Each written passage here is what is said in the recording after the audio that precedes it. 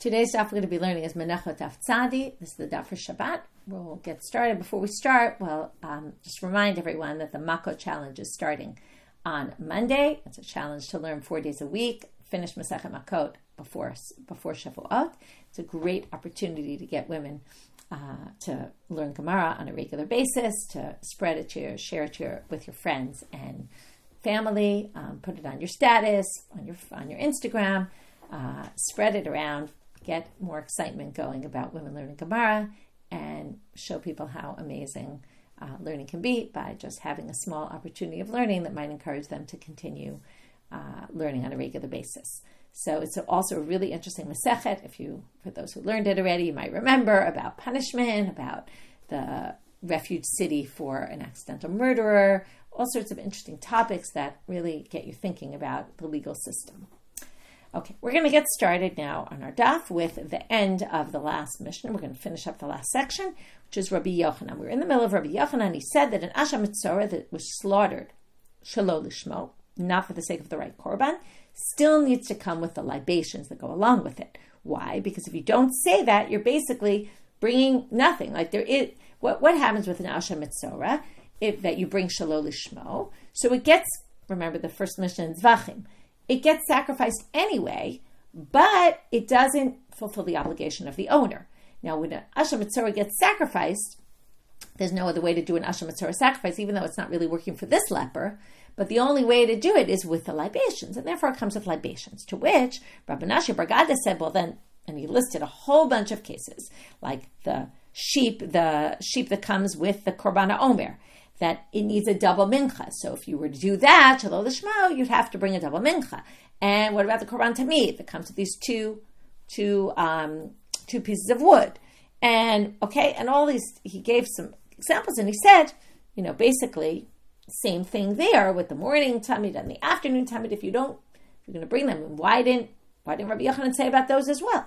To which the Gemara answered, he really did, in Achinami, and therefore, Amar Abaye, Chad Minayu Nakaf, that's where, right, that Abaye said, he just gave one example, Rabbi Yochanan, but of course he meant anything that's like it, including the 3 examples that Rabbi Menachot bar Gada brought. But Rav Abba, or perhaps people changed it to Rava Amar, Bishlam Hanach Olotninu, he comes up with a differentiation between the cases. Those are Korbanot Olah. And therefore, right, the Tamid Shel Shachar and Ben Arbaim, the Korban Tamid, and the keves that comes with the Korban HaOmer. Ilo chazu lo'olat chova, karve lo'olat nedava. If they can't come as a chova, they could come as a nedava. In other words, there is such a thing as an olat nedava, and therefore olat nedava doesn't need those specific unique halachot. And therefore, there's value to it just being brought as a regular olah. Elahacha, but here, ilo mukmin lebemilte, if we don't do the Asha Mitzorah as it's supposed to be done with the libations, Asham Nedava mi'ika, there is no such thing as an Asham Nedava. Okay, you can't say, well, it'll be like a different Asham, but which comes without it. But there is no such thing as bringing a korban as an Asham if you just decide, I'm bringing a voluntary offering. You only bring an Asham when you're obligated. So therefore, there's a reason to distinguish between the Asha Mitzorah, which would have to come with its libations, and the other cases which don't come with their usual items, if they're brought Shelo Lishma. Tanya Kavatei to Rabbi Yochanan. Now we're just going back to the basic law of Rabbi Yochanan that he said about the Asha Mitzorah. Asha Mitzorah Sheshachatosha was just a braita to support his law, his statement. Asha Mitzorah Sheshachatosha Lo Lishmo O Shelo Natami Damo Agabe Behono. He adds, either it was slaughtered for the sake of a different korban, or they didn't put the blood on the finger and the ear and the toe of the Mitzorah, of the leper. So either which one of those things was done improperly, hareze oleh legabe mizbeach, it does go on the altar, and ta'un nisachim, as Rabbi Yochanan said, and it comes with libations, but you don't fulfill your obligation. Again, that's back to the first Mishnah in Zvachim, which is, you bring it anyway, but you're not going to fulfill your obligation. Okay? And therefore, this supports Rabbi Yochanan, that one particular phrase, ta'un nisachim, that it needs libations. Okay, new Mishnah. All the measuring implements in the temple were overflowed. Okay, we're going to talk about this soon, what this means, because we learned that they weren't all. But chutz mishal kohen gadol shahia godsha letocha. Other than the kohen gadol, that the godesh was calculated within the kli itself, meaning it was measured machuk flat, if you remember. Okay, it was measured in a flat way, and the extra, okay, remember, this is a little strange for us, but we have 1 cup measuring cups. Their 1 cup measuring cups were actually a little less than a cup and included that if you added the overflow, it would reach 1 cup. Whereas for the Kohen Gadol, though, for his chavitim, they had to be divided in 2. And because it had to be divided in 2, we didn't want an overflow when you put it in the first vessel of the isaron and then divided in the other 2. It had to be machuk flat. Otherwise, everything in the overflow, as we turned to pour it, would spill all over the place and we'd lose it. So therefore, that's what the Mishnah says. Okay? Now, midot halach. We're now going to have a 3-way machloket, and now I'm going to start sharing the study guide for today. There's a study guide which is very helpful to organize today's stuff. So we're now going to look actually at the second chart on the page. We're going to come back to the first chart because I did in the order of the way the Gemara dealt with it. So we're going to see now, right now we're focusing just on the words that are in red here, which is the source, the Tannaitic source, which is our Mishnah. Later the Gemara is going to give an explanation, and that's what comes in the black font. Okay? Now, midat halach berutzehen kodesh, umidot hayavesh berutzehen chol. We actually referenced this Mishnah earlier in our Masechet, not so long ago. I don't remember exactly what daf, but we did talk about this. The midot halach, the liquid measurements, their berutzehen is kodesh. Anything that was either on the, there's difference of opinion whether we mean on the rim of the vessel or what fell out of the vessel and touched the sides, the outsides of the vessel, is kodesh. Those are the liquid measuring cups. But midot hayavesh berutzehen chol. But the dry measuring cups, anything that overflowed, basically, that was on the rim or fell over the sides or touched the outside, is actually not sanctified. Now, everyone's going to actually agree with this, but they're going to come at it in different ways. Okay? Now, Rabbi Akiva Omer, midot halach kodesh, lafichach berutzehen kodesh. He says, why is the rim or what falls on the outside of the kli kodesh? Because in general, the midot halach, all the liquid measuring cups, are sanctified, and therefore anything that overflows is also sanctified. But midot hayavesh chol, but he disagrees completely. He thinks the midot hayavesh were not sanctified at all. This we actually saw. He thinks they weren't sanctified at all. And because they weren't sanctified here, I see now it's on Nun Zayin Amabet that we saw this. Lefichach berutzehen chol, because the kli itself is chol, well, therefore, obviously, then the overflow is going to be unsanctified as well. Rabbi Yossi Omer, he has a third way to distinguish, where he agrees with everybody that the berutzehen of the liquid are kodesh, and the ones of the chol are not, of the ones of the dry ones are not. But he has a completely different explanation. Lo mishum zeh, ela shehalach ne'ekal, vayavesh eno ne'ekal. He says the lach, now what happens when you pour liquid into a cup and then you overflow it? What part of what you poured in overflowed? Something that probably was in the vessel in the first place and then just overflowed, right? That's what it means, the lach ne'ekar. It comes out of its place and then overflows.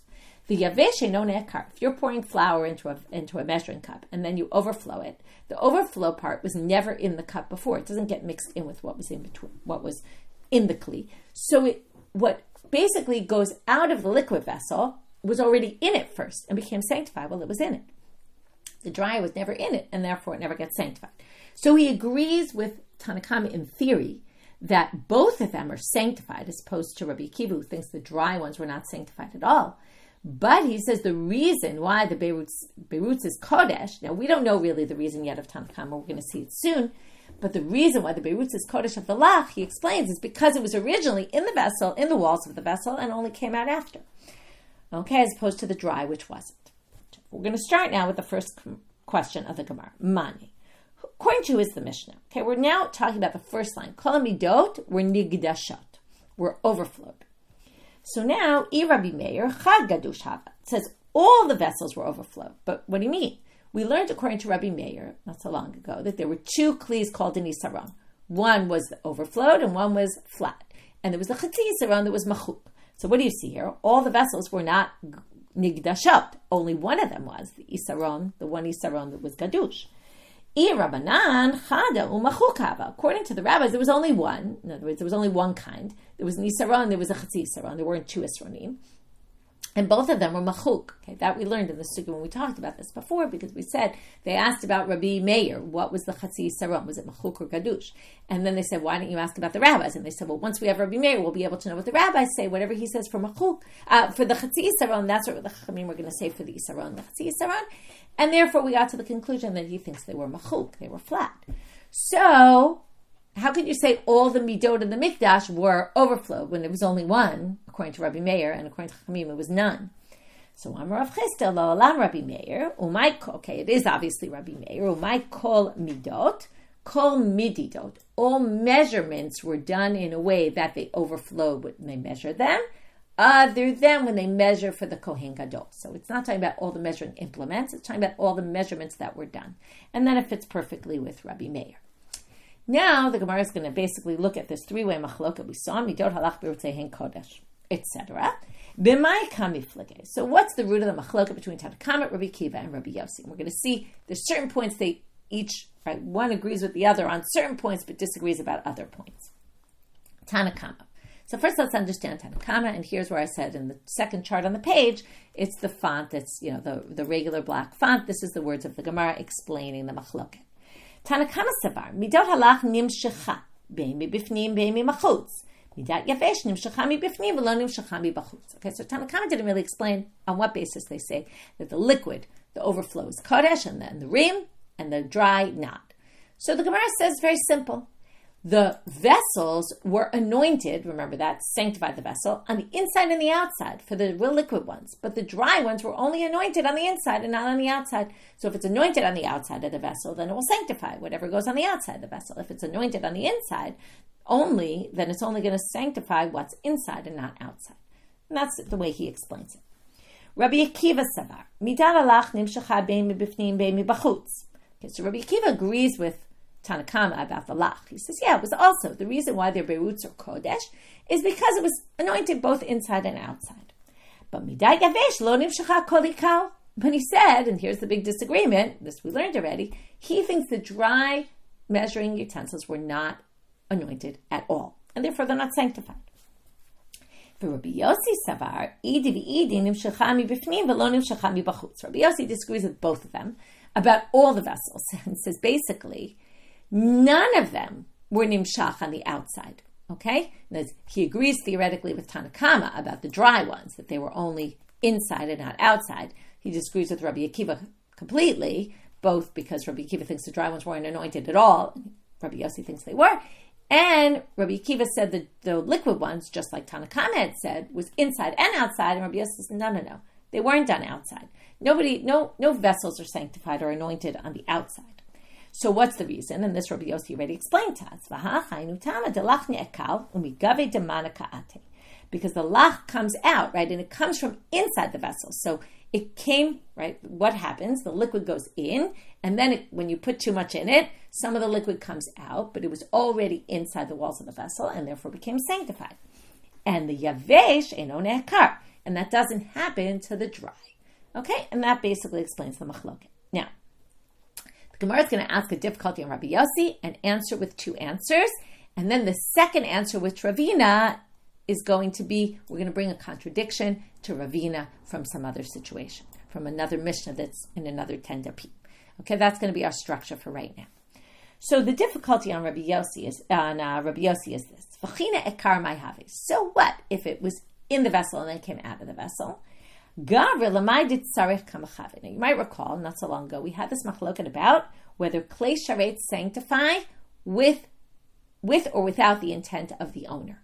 So if we assume right now that klei sharet only sanctify with the intent of the owner, so if I need a log of oil for my mincha offering, and we pour a log of oil in, but we put too much, and some overflows and spills out. Now, in the end, okay, and I'm going to read it again from the words, when the person was pouring in the oil into the measuring cup, all they wanted was a log. They didn't want what fell out of it. Right? In the end, they just want the log that's left in it and not anything that overflows. So who cares whether it was in the walls of the kli at some point? In the end, what do we sanctify? We sanctify what the owner wanted sanctified, which was exactly the log that's in there right now. So anything that went into the vessel and fell out of the vessel was never sanctified, because if you assume, that's going to be the big question, if you assume that a klei sharet is only mekadesh mida'at, with the intent of the owner, then the owner never intended for whatever is eventually going to fall out of that vessel, spill out, never intended for that to be sanctified, only the load that ends up at the end inside the vessel. So that's the difficulty. To which the obvious answer, Amar Rav Dimi Bar Sisna Mishmei de Rav, he said in the name of Rav, Zot Omeret Klei Sharet Mekachin Shalom Midat. What do you see here? Obviously, right, the fact that Rabbi Yossi says this is he must hold that the vessels sanctify even without the intent of the owner, and therefore it went into the vessel. Who cares that it spilled out and the owner didn't need it and didn't intend for it? It doesn't matter. Sanctified vessels sanctify even without the intent of the owner, which we saw there was Chal Machloket about this. Or Ravina Amar Lo Lame Malacha Klei Sharet Mekachin El Midat. Now let's go back and say, like we thought originally, they're only going to sanctify with the intent of the owner. Okay, which means theoretically this really shouldn't be sanctified. So why did Rabbi Yossi say it's sanctified? Ugzera Shema Yumru Motziim Klei Sharet Lachol. It's because of Gzera that maybe you'll say that they removed from Klei Sharet to Chol, that you could take something that was in a Klei Sharet and use it for any purpose you want. In other words, what's going to happen? This is just a gzera. If the liquid was in the vessel at some point and then spilled out, and the owner doesn't need it because the owner has the lobe that they need, so really whatever spilled out wasn't sanctified. But if people see, oh, that was originally in the vessel and it fell out, they're going to think that something that was in a vessel, that was actually supposed to be in the vessel, and was the intent of the owner to be in the vessel, that really it's not sanctified. Just because it went in the vessel, it's not sanctified. And then they'll basically say, oh, I can now use, some oil that someone poured in for a mincha offering. I can now use it for whatever purpose I want, because it's obviously not sanctified. And that's not true. So because it will lead people to come to some misunderstanding and then use kodesh for whole purposes, right? Use something sanctified for non-sanctified purposes, we basically are going to be strict about this. Okay? And any overflow is going to be sanctified just because of Gzera. That's Ravina's interpretation. So we have two possible interpretations of Rabbi Yossi. Either he just thinks that sanctifies even without the intent of the owner, or it's just a Gzera. And the second one, as I said before, Rabbi Zera is going to come with a contradiction. Motive Rabbi Zera. And for this, again, there's a chart on the page showing the contradiction and the resolution. So, Ravina basically said it's a gzera, according to this, that maybe people think that you could take something from a klei sharet and use it for any purpose you want. So motive Rabbi Zera, sideret halechem, the Mishnah on Daf Kuf says, sideret halechem ve'etzeh bezichim la'achar Shabbat. If you remember, the lechem apanim are supposed to be set up on Shabbat. And then you're supposed to remove them the following Shabbat.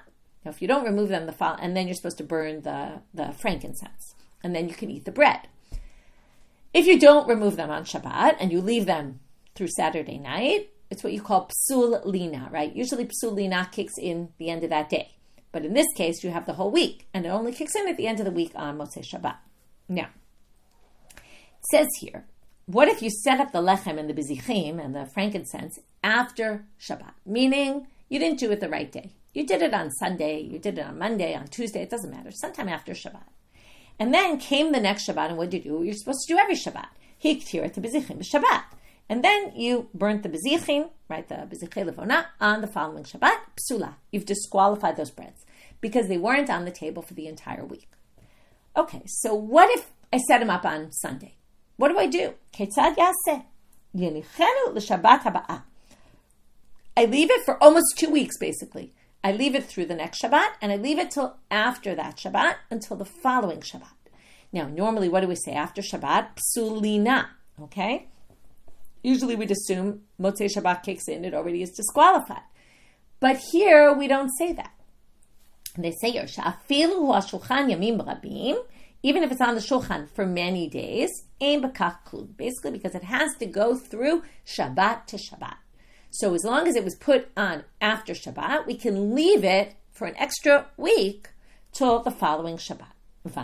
Now, why would this be okay? Based on Ravina's Gzerah, why wouldn't you say Hatam Nami Lema? Why wouldn't you say also here, isn't there a reason to make a Gzerah? Gzerah Shema Yamru Mafkidim B'Klei Sharet. People will say that you can leave things, right? In a klei sharet past the designated time. Now, here we see we can leave it on the table way beyond its time now, and then you'll think, let's say I put it on Shabbat and I left it the next Shabbat and I didn't take it off and I left it there. Maybe I'll think, oh, it's not disqualified because look, if it wasn't disqualified this Shabbat for leaving it through Saturday night, then maybe any Shabbat I could leave it through Saturday night. So wouldn't it be the same type of gzeirah that people will see and look, they'll miscomprehend. And they'll come to leave the lechem apanim another week and use it, and it's really disqualified. So there's an obvious answer to this. Pnim achutz karamit. You're bringing a contradiction, Rabbi Sarah, from something that goes on inside in the sanctuary to something that goes on outside in the courtyard. Of course, there's no comparison. Pnim lav kol hayade. What goes on inside the Eichal, most people don't see. What's the concern? We're concerned about all sorts of people seeing. They don't really know the halacha and they'll miscomprehend. But who sees what goes on in the Heichal? It's a closed room. Only the Kohanim go in and only a few at a time. And there's no concern of any misunderstanding. But bechutz, if you're in the courtyard, there were lots of people that went in and out of the courtyard and people could see into the courtyard. Kulei amayade. Anyone could know. And therefore, the things that go on in sanctified vessels, we're worried that people, right, the overflow, we're worried that people will see and miscomprehend and come to the wrong conclusion, and therefore we're going to be concerned in that case and yet not concerned in the case of the lechem hapanim. Okay, T'nan hatam. Now we're going to quote a Mishnah about the motar nisachim, okay, about the remainder of the libations. Because we're talking about libations here, and now the remainder of the libations, we're going to say, Leketz HaMizbech. In Masechet Shkalim, we talked about this a lot, the Ketz HaMizbech. What is Ketz HaMizbech? Ketz HaMizbech is that they wanted the Mizbech to be working as much as possible. So they took all these extra things that were already sanctified, and they said you can use them, if they're animals, you can use them on the altar for Korbanot Olah. If they're things that have value, or if it's money, just go buy animals with them. If it's objects, then redeem them for money and take the money and use it for buying animals to go on the altar, to just have animals going on the altar, voluntary Olah, burnt offerings. So it says in the Mishnah there, extras that are left over from the libations go, again, the value of it goes to the Ketz HaMizbech, to these Korbanot Olah. My motar nisachim, what does it mean? Extra libations. So for this, we're going to have two answers. You can look on the chart. Okay, Rabbi Chia Amar, and then we're going to have a braita to support each one. Rabbi Chia Bar Yosef Amar Beirutze Midot. It's overflow. Okay, now what overflow are they talking about here? It's a good question. Some people say that when they measured, let's say the sellers who sold to the temple, and the temple went and spent the temple money to buy solet, and then they bought extra, and then they didn't need all of it. Okay, so whatever they didn't need, that already was bought with sanctified money, so that goes to the Ketz HaMizbech. Rabbi Yochanan Amar, Kotasha Shaninu, like it says in a different place. Okay, it's also, I think there's also a Mishnah in Shkalim. Let me just check. Yeah, it's a Mishnah in Shkalim. HaMekabel alav lesapek slatot me'arba v'amdu b'shalosh. Yisapek me'arba. Okay, the first case isn't relevant, but it builds to the next. Which is, if the temple went to, or somebody said, I'm going to buy for my Korban Mincha, I'm going to buy solet, okay, now I'm going to buy it at the price that it is right now. I'm going to buy it at 4, that's arba, 4 for, let's say, a shekel. So it's the price of 4 for a shekel, and we made an arrangement. I made with someone to buy. I'm going to buy solet at 4 se'ah for a shekel, and I'm due b'shalosh. But then the price went up, and it was 3 se'ah for a shekel. Actually, we're talking about now, mekabel alav, right? Yeah, so this is, Rashi, the Ketav Yad, says, it's Adam shekibel ma'ot min hagizbal. He got money from the treasury. Okay, we're taking the temple money we're talking about, because we're going to see the treasury is what we're talking about here, not a person, like a personal. It's the treasury is buying. So a person goes with the treasury's money, and he goes to buy for the temple, and he makes an arrangement with the seller. I'm going to buy you with the going rate, 4 se'ah for a shekel. And then the price changed, and it's now you only get 3 se'ah for the shekel. Well, yisapek me'arba. Too bad, but the seller has to give me for the original price because we made that arrangement. But moving now to Amabet, but mishalosh v'amdu me'arba. What if we made an arrangement that I was going to buy them for 3 for a shekel, and then the price went down, and I can now get 4 for a shekel? Misapek me'arba. even though I made an arrangement with you that I was going to get it for 3, I'm now to get it 3 for a shekel. I'm now going to get 4 se'ah for a shekel. I'm going to get extra. Sheyad hekdesh ala elyona, because the hekdesh, that's why it's important to explain, the case was the hekdesh, the treasury buying it. The treasury always wins. So if the prices went up, the treasury gets the low price. And if the prices went down, the treasury gets the new lower price. Now, if I basically took money from the treasury to buy 3 se'ah for a shekel, and now I'm getting 4 se'ah, the 4 is extra, right? All I needed was 3, but now I'm getting 4 for my money. So the 4th is the extra botar money, and that's what's going to go to Ketz HaMizbeach. Tanya kavatei to Rabbi Chia bar Yosef, and Tanya kavatei to Rabbi Yochanan. So now we have these 2 explanations. Is it the beirut semidot, the extra, the overflow, or is it the lower price, right, if the price is dropped? So Tanya kavatei to Rabbi Chia bar Yosef, beirut semidot halalu, ma hayu osim behem. What would you do with the extra overflow? Okay, the first obvious, easiest thing to do is go find another animal, korban, and use it for that one. But if it was left overnight, now they're going to get disqualified overnight. In other words, let's say you don't have another korban that day, you have nothing to do with that extra. So if it's not disqualified, Belina, and you don't have another sacrifice to connected to, mikitzim behem et hamizbeach. So you redeem it basically, and then use the money to buy korbanot olah. V'ketz zemahu, what do? The Braita just continues and tells us, even though we already talked about this, but the Gemara hadn't yet.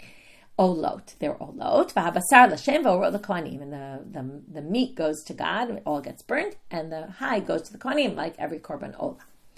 Tanya kavatei Rabbi Yochanan. Here's the Braita supporting Rabbi Yochanan. Mekabel alav l'sapek slato me'arba v'amdu mishalosh mesapek me'arba mishalosh v'amdu me'arba mesapek me'arba. Okay, that was exactly like the Mishnah. If the price changed, basically it's always going to benefit the hekdesh. Yad hekdesh ala elyona. But here comes the line that proves that this has to do with the motar nesachim. V'zeu sheshaninu motar nesachim l'ketz hamizbeach. And that's what it says in the Mishnah. The motar nesachim goes to the ketz hamizbeach. Now, right, that this extra that they gained from the price fluctuation is going to go to the Ketz HaMizbeach. Okay, so this is very simple. You can look again at the chart and just see it charted out on the study guide. We had 2 different explanations for what are beirut semidot. What are motar nesachim, either beirut semidot or price fluctuation. And we had a Braita to support each one. Okay, now we're going to move to a new Mishnah. And the Mishnah talks about which korbanot need libations and which don't, right? A pretty obvious, important issue for us to know, right? We've talked a lot about the nisachim, but what korbanot did they go with? Kol korbanot tzibur v'yachid tu'unim nisachim. Okay, it sounds like everything, although we're going to see in a minute, but not this. So all public, right, communal and individual offerings need libations. Chutz mean other than, here are the only exceptions to the rule. Habechor, the firstborn animal, which gets slaughtered. The maser, the tithe, the animal tithe that has to also be, offered in the temple. HaPesach, korban Pesach, doesn't need libations. HaChatat v'ha'asham, and any chatat or asham. Okay, other than Ela, there's one exception to the exceptions to the rule, or 2 exceptions. Shechatato shel mitzorah v'ashamo tu'unim nisachim, as we saw before. Both, okay, we talked about the asham, also the chatat. Okay, the chatat and the asham of the mitzorah, of the leper, need libations. So no other chatat or asham needs libations, and the Pesach, bechor, maaser don't. Everything else needs libations, and the chatat and the asham of the leper. So now where are we going to get all this from? We're now going to start darshaning this from a pasuk. Okay, so I'm going to bring up again the study guide, which has the pasuk. It's a pasuk in Bamidbar, chapter 15, verse 3, which is talking about the libations. And it reads like this. We're going to darshan all the different sections of this pasuk. Asitem ishel Hashem. You're going to make a fire to God. Ola zevach. Okay, a korban ola, or a zevach, or a slaughter, right? Zevach is usually an animal slaughtered. Lifalei neder onit b'nidava. If you expressed a neder, a vow, or, right, the 2 different kinds of vows, neder and nidava, o b'moadechem, or on your holidays. Lasot reach nichoach laHashem, to make a pleasing smell to God. Min abakar o min atzon, whether it's from the cattle or from the sheep family. So now the Gemara is going to bring a Braita. Tanu Rabbanan is going to darshan this pasuk. V'asitem ishel Hashem yachol kol ha'oleishim yeto u'nisachim afilu mincha. Sounds like maybe anything that gets burned from the words ishel Hashem would need libations. maybe even a mincha. Now, what libations? Isn't a mincha a libation? So what do you mean? You bring a mincha with a mincha? Well, remember, the libations were both minchas, and they were wine. So maybe you would have to bring a wine libation if you brought a mincha. Talmud Lamar, Ola. Therefore, it says Ola to say, no. Only korban Ola and things like a korban Ola, not a mincha. An Ola is an animal sacrifice. A mincha is a meal offering, not the same category. So from the word Ola, we get that a mincha doesn't need libations. Shlamim minai. And how do we know, though, that a shlamim does? Because it just says Ola. How do you know also a shlamim, peace offerings, need libations? Talmud Lamar Zevach. The word Zevach includes other animals, other offerings, animal offerings, like a shlamim. Choda minai. And how do you know also a korban toda? O Zevach. Talmud Lamar O Zevach. Because it says or Zevach. The word or comes to include also a korban toda. Yachol shani marbet. Okay, so once we include Zevach, maybe Zevach includes, right? And O Zevach. Maybe it would include all animal sacrifices. So maybe ani marbeh, I would include af bechor u'maaser or pesach v'chatav asham, which we know are not included, right? So maybe I would include those. Talmud Lamar lefalei neder o b'nedava, because the pasuk then says to express as a neder or a nedava. What do we learn from this? Ba b'neder or nedava to nisachim. Anything that can come as a neder and nedava, meaning even if it's not, but since it could potentially, since an ola could be voluntary or not, right, or obligatory, and a shlamim can be voluntary or not voluntary, right? So those need nisachim. But she'eino baba neder u'nedava. Now the 5 on our list of exceptions, the Pesach is a chovah, bachor maaser are obligations, chatat and asham are obligations. So eino baba neder u'nedava, eino u'nisachim. So from the words lefalei neder u'nedava, we learned it has to be something that potentially could come as a neder u'nedava. Okay, so mashmalot siat elu. So I get that those 5 are out. But then I would think, let's include even more. Other things that come only as obligations. So see, et chavot habaot machmat haregel beregel.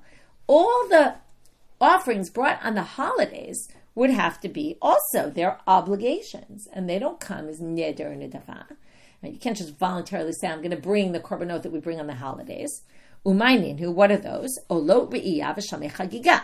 Okay, there's special olot you bring when you come to the temple. They're called olot riyah, because riyah pnei Hashem, seeing the face of God on the holidays, and shamei chagigan, the shlamim that you bring that are chagiga offerings. So maybe those don't need libations. Talmud Lomar, o b'moadechem. So that's the next words in the pasuk, or on your holidays. O b'moadechem comes to include even things, kol haba b'moadechem ta'un nisachim. All the ones that come on the holidays need libations.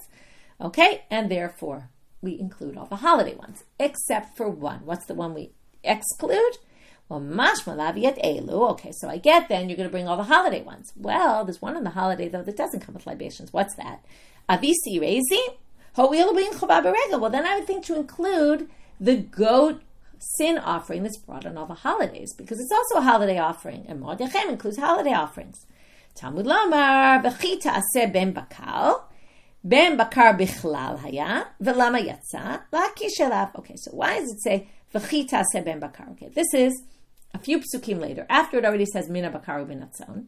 This is in pasuk Gimel in the chapter. In pasuk Chet, 5 psukim later, it says v'chita se ben bakar ola uzevach lefalei neder shlamim laHashem. Now there it seems to talk again about bringing, right, a ben bakar. Now we already said a ben bakar as a neder and a dava. So why is it? So ben bakar bichlale. I was already included in the beginning. Velama yatsa. So why was it given as an exception? Like it was separated out from the group by having its own pasuk to teach you ma ben bakar miyucha ba ben neder nedava. Just like a ben bakar can come as neder nedava, and that you get from the which we're going to go to that pasuk soon. The first pasuk in Vayikra, okay, the pasuk bet, which is. Anyone who brings a korban Hashem, mina be'ema, mina bakar, mina tzon, right? You can bring from bakar or mina tzon. They're voluntary offerings. Av kol ba b'neder nedava. So again, another exception to say not something that comes that is not neder nedava. And what does it come to exclude? The series of mechad chatan. Now this is a little bit strange because we already excluded. As we did like this. As we said, lefalei neder nedava teaches you only things that come neder nedava. But then moadechem included things that don't. But not all things that don't, because the seir chatat is an exception to the rule. And that we get from this extra words, v'chita se ben bakar, comes later, why does it exclude say ben bakar to exclude something additional that it has to come b'neder or nidava? Okay, and that excludes the sirizim. Now, why would the sirizim be out and the olat riyan shel mechaga would be in? Those need nisachim and that one doesn't. Again, it seems pretty obvious, even though it doesn't say so, right? You would expect the Gemara to say mara'ita. Why is that? In the end, we have exclusion, inclusion, right? One is included, one is excluded. But it makes sense that it would be the chatat in the end that's excluded because it's a sin offering, and sin offerings never come b'neder or nidava, whereas the olat riyan shel mechagiga are these particular ones are only obligatory, but they come, they're broader umbrella, they're part of olot and shlamim, which could come b'neder or nidava, as opposed to chatat, which never comes b'neder or nidava. Okay, last part of this drasha now. Okay, so now we have la'asot reach nichach la'Hashem mina bakar o minatzon. So the end of that pasuk now, because we just did b'moadechem, now we're up to la'asot reach nichach la'Hashem from the bakar or minatzon. Ma tamud lamar. Okay, what's that part of the pasuk telling you? Because it says olah, well, there's olat ha'of also. So maybe bird offerings need libations. Talmud lamar, mina bakar minatzon. And that's why it says specifically mina bakar minatzon to exclude animals. Divrei Rabbi Yoshia. So Rabbi Yoshia says this end of the pasuk is coming to say only animals, not birds. Rabbi Yonatan Omer no tzarich. He says, what do you mean? You don't need that. Obviously, it's only birds from earlier in the pasuk. Why? We know that the word zevach refers to slaughtering of animals, not birds. So you don't need to learn it from the end of this pasuk. So what does the end of the pasuk for him come to do? Well, because it says, im kem matamud lomar mina bakar minatzon. So according to Rabbi Yonatan, then what are you doing with mina bakar minatzon here? It seems completely unnecessary. To which he explains the fishin emar, because it says in the beginning of Vayikra, the pasuk I quoted before, Adam ki yakriv mikem korban la'Hashem mina be'ema, from animals, and then it says mina bakar u'min hatzon, from animals, right, from the cattle and from the sheep. Now, notice our pasuk says mina bakar o min hatzon, or from the sheep. So that's what our pasuk does differently, and it's going to teach us about the original pasuk. Okay, Yachol Omer Harei Alai Olah Yavi Mishnehem. If you just looked at the first pasuk in Vayikra, you would have said maybe it has to bring. If I say I'm going to bring an olah mina be'ema from the animal, right? Mina bakar min hatzon. Maybe I have to bring one from bakar and one from tzon.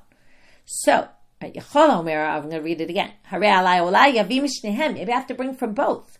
Talmud Lamar, that's why our pasuk says, Mina bakar o minatzon, ratzah achad mivi, ratzah shnayim mivi. Our pasuk comes to teach us that the phrase Mina bakar u minatzon also means the same as Mina bakar o minatzon. And that when this pasuk reflects back on Vayikra and teaches us about Vayikra, chapter 1, verse 2, that it really means either or. Okay, that sounds very logical, sort of. I mean, it's not exactly the most logical, because why is our pasuk here teaching us about that pasuk there? You could also theoretically say, well, here it says O, there it says Vi. Obviously, they're two different things, but no, that's not what he says. But the problem with Rabbi Yonatan is going to come from somewhere else, which is a famous machlok of Rabbi Yonatan and Rabbi Yoshia, which we've learned before. Ish asher kalel et aviv ve'et imo, a person who curses his father and his mother. Now, the pasuk says father and his mother.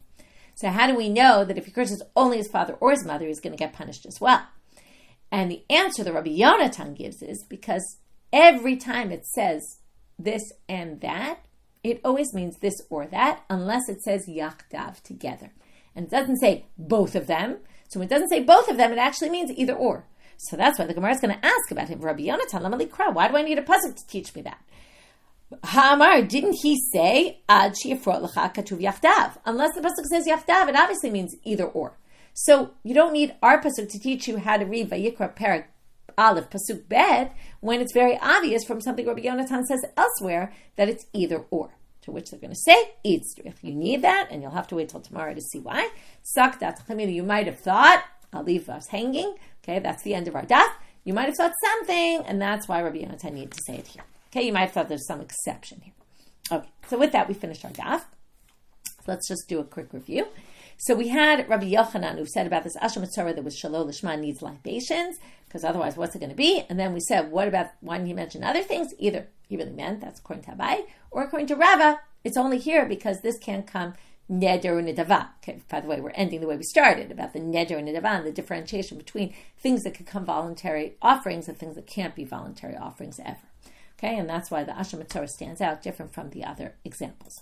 And then I'm just going to use the study guide to help us review the daf, because the rest is really in the study guide, which is then we had the Kol HaMidot Sheb'Mikdash were Nigdashot, except for one, and then we had to say in the end, the Mishnah Mashmash Rabbi Meir, and it doesn't really mean Midot, because they weren't, all the measuring implements weren't overflowed, but all the Mididot, all the measurements were overflowed, other than the Kohen Gadol one.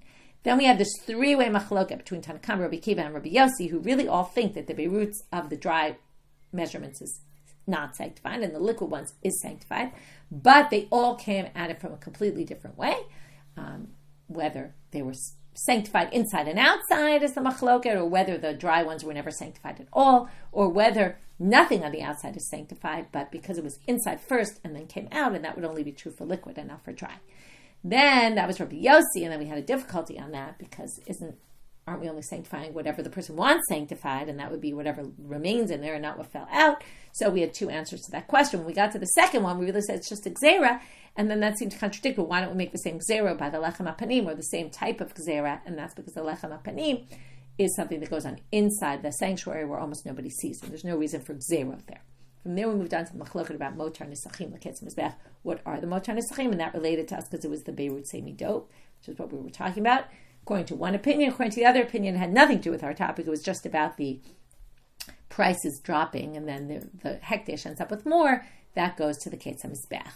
And then we ended with which sacrifices need libations, which don't, and it was mostly darshan from this one pasuk in Bamidbar chapter 15, verse 3, except for one other thing, which was from pasuk chet there. But basically, we have all these different things to say which are included and which are excluded. Basically, animals, not birds, not minchas, but only animal ones that aren't can potentially come as neder or nidava. And then within the holiday ones, which are actually obligatory, even though since they're types that come by neder or nidava, as opposed to the sir chatat, which does not come with libations, even though it's a holiday offering, because it's also never a sin offering, never comes as a voluntary offering.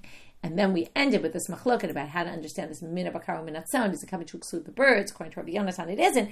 It's coming to teach us about something way back in the beginning of Sefer Vayikra, to which the Gemara said, according to your theory, it shouldn't really be doing that, and we'll get back to that in the next stuff. Wishing everyone a Shabbat Shalom, and we will meet up again on Sunday.